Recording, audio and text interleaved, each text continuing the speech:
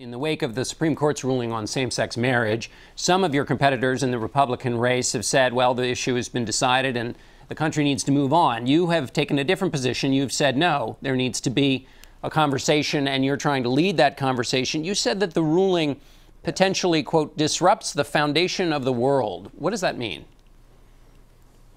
Well, I said three things. Number one, that there's a real question here about the role of the courts in our society. Justice Scalia, I think, said it best. He says when we subordinate the rights of the people to 9 unelected judges, we can no longer be called a democracy. And what the court did here, as Justice Roberts said, was unconstitutional. There's no constitutional basis for what they did. They simply just acted out of, as one said, a whim.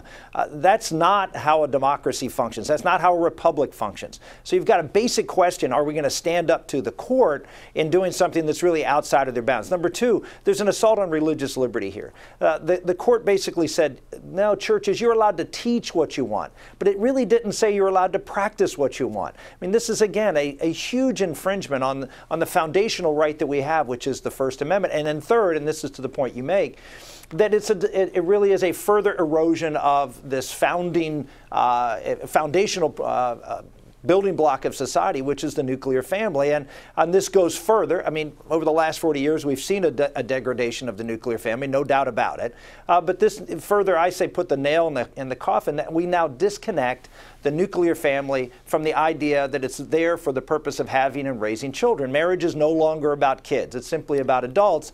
And I think that now that the United States is still the moral leader of the world, that we've now disconnected marriage from children, I think that has profound consequences, not just for America, but for the world. Can I talk about those consequences a little bit? In your remarks, you said that Sure.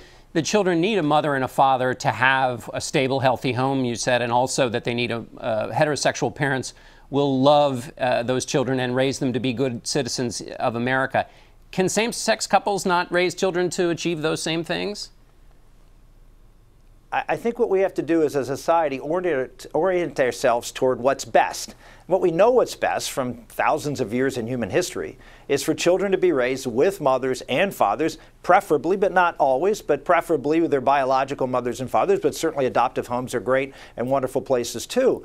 But if we're going to try to aim for the best, then we have to have laws that orient society to what's best. And when we have laws that say, fathers, really, you don't have to raise your children. Mothers, we're gonna provide all sorts of things that make fathers less necessary, if you will. If you have laws that say, marriage isn't about children, now for the first time in the history of our country, a majority of children born out of wedlock, which is about 40 to 45% of children in America today, are born in homes that the father is still living.